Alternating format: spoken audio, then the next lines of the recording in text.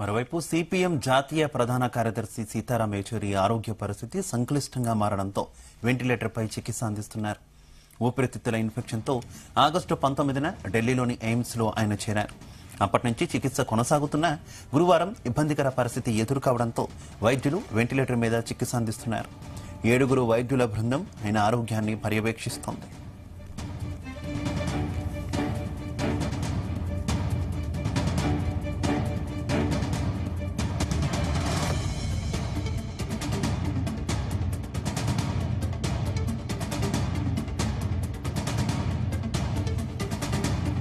కాగా శ్వాస సంబంధిత సమస్యలతో ఆయన ఆగస్టు 19వ తేదీన ఎయిమ్స్ లో చేరారు.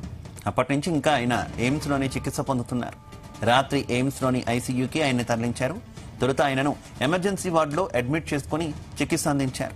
ఆ తర్వాత ఆయనను ఐసీయూలో చేర్చారు.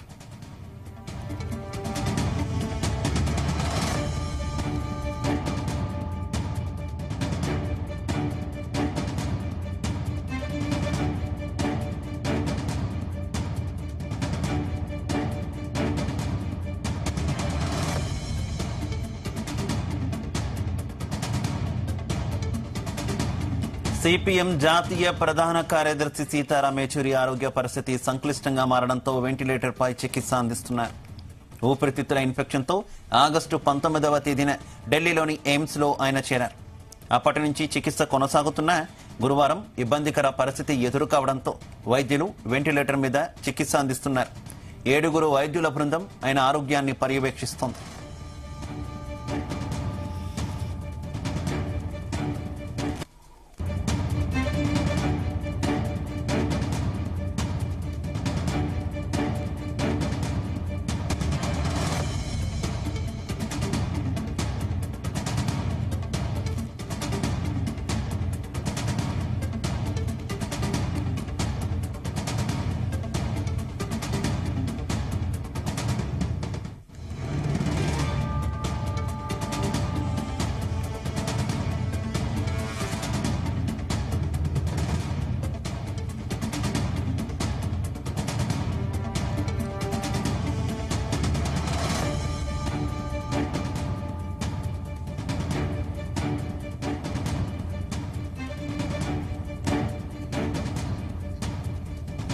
సిపిఎం జాతీయ ప్రధాన కార్యదర్శి సీతారాం యేచూరి ఆరోగ్య పరిస్థితి సంక్లిష్టంగా మారింది. దీంతో ఆయనకు వెంటిలేటర్ పై చికిత్స అందిస్తున్నారు వైద్యులు.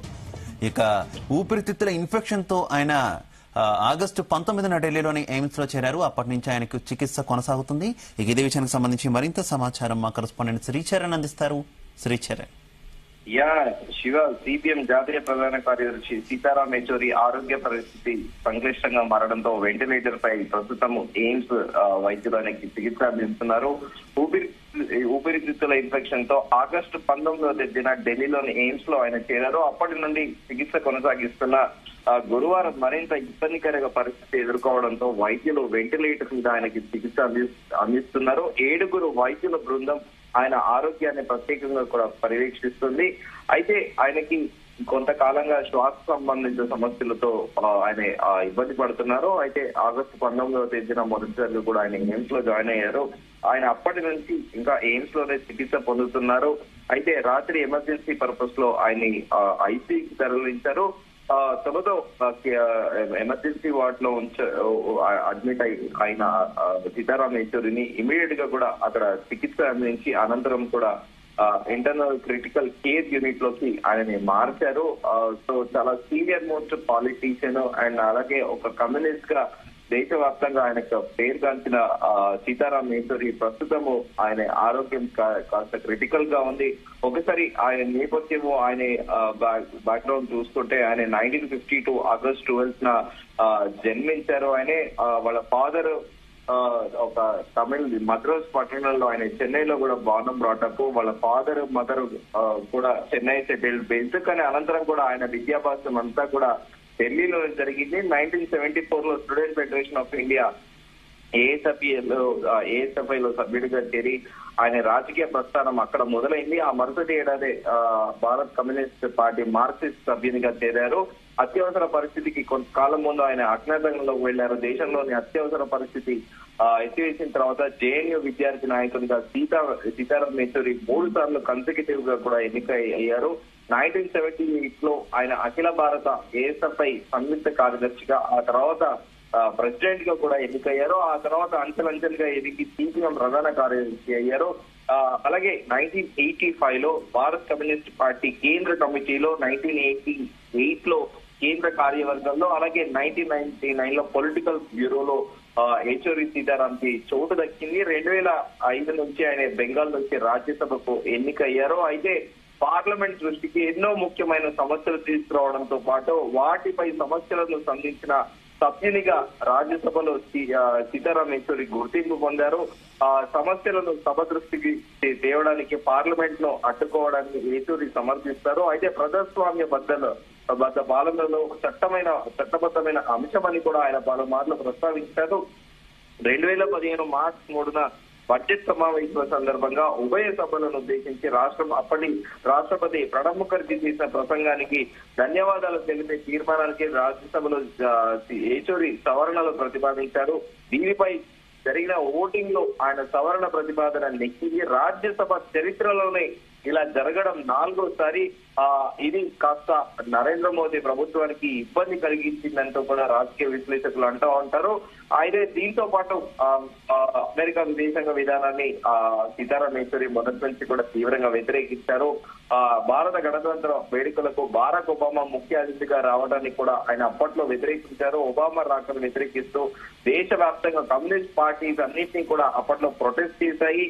ఇస్లాం ఛాందసవాదం పెరగడానికి అమెరికాయే కారణమని సీతారాం యేచూరి పలుమార్లు ఆరోపణలు కూడా చేశారు. దీంతో పాటు పశ్చిమాసియాలో అమెరికా సైనిక జోక్యం తీవ్రమైన ఒక అన్సర్టినిటీ, సేమ్ టైం అశాంతికి పీస్ లేకుండా దానికి రీజన్ ఈ పశ్చిమాసియాలో అమెరికా సైనిక జోక్యం అంటూ కూడా ఆయన ఆరోపించారు. అమెరికా సైనిక జోక్యం వల్ల ఛాందసవాదం పురుడు పోసుకుంటుందని, ఇస్లామిక్ స్టేట్ సృష్టిస్తున్న మారణకాండే నిదర్శనమని కూడా ఆయన అన్నారు. యావత్ ప్రపంచంపై అమెరికా పెత్తనపు ధోరణికి పాల్పడుతుంది అని కూడా ఆయన పలుమార్లు కూడా ఆరోపించిన విషయం తెలిసిందే. అయితే బేసికలీ సీతారాం యేచూరి తెలుగు వ్యక్తి. ఆ తెలుగు కుటుంబానికి చెందిన వ్యక్తులు మద్రాస్ లో వాళ్ళ పేరెంట్స్ మద్రాస్ లో చెన్నైలో సెటిల్ అయ్యారు. ఆయన తండ్రి యేచూరి సర్వేశ్వర సోమయాజీ, అలాగే తల్లి యేచూరి కల్పకము. వీళ్ళందరూ కూడా ఉమ్మడి ఆంధ్రప్రదేశ్ రాష్ట్రానికి చెందిన ఫ్యామిలీ. అయితే తర్వాత చెన్నైలో వెళ్లి సెటిల్ అవ్వడము, అనంతరం కూడా అప్పట్లో యునైటెడ్ ఆంధ్రప్రదేశ్ కి చీఫ్ సెక్రటరీగా పనిచేసిన మోహన్ కందాకి ఈయన స్వయాన మేనల్లుడు సీతారాం యేచూరి. వాళ్ళ మదర్ కి తల్లి కల్పంకి మోహన్ కంద సిస్టర్ అవుతారు. అయితే ఇలా ఆయన కెరియర్ మొత్తం కూడా చూసుకుంటే ఆయన మొత్తం విద్యాభ్యాసం అంతా కూడా ఢిల్లీలోనే సాగింది. ఢిల్లీ ఎస్టేట్ స్కూల్లో ఆయన పాఠశాల విద్య అభ్యసించారు. సిబిఎస్ పరీక్షలో జాతీయ స్థాయిలో మొదటి ర్యాంక్ సాధించారు. అనంతరం ఆయన సెయింట్ స్టీఫెన్ కళాశాలలో బిఏ ఆనర్స్ ఎకనామిక్స్ లో పూర్తి చేశారు. అనంతరం జవహర్లాల్ నెహ్రూ విశ్వవిద్యాలయంలో ఎంఏ ఎకనామిక్స్ లో కూడా ఆయన పట్టకు పొందారు. అనంతరం కూడా ఆయన డిగ్రీ పీజీ రెండింటిలోనూ కూడా డిస్టింక్షన్ స్టూడెంట్. ఆయన 1975 లో ఆయన ఎమర్జెన్సీ విధించినప్పుడు కూడా ఆయన అప్పుడు అరెస్ట్ అయ్యారు. ఫలితంగా ఆయన జేఎన్యూలో పిహెచ్డి లో చేరినా కూడా అప్లికేషన్ తీసుకొని పిహెచ్డి లో జాయిన్ అయినా కూడా డాక్టరేట్ పూర్తి చేయలేకపోయారు. ఇది ఓవరాల్ గా ఆయన ప్రొఫైల్. ప్రస్తుతం ఆయన ఆరోగ్యం కాస్త క్రిటికల్ గా ఉందని చెప్పుకోవచ్చు. శివ. ఓకే శ్రీచరణ్.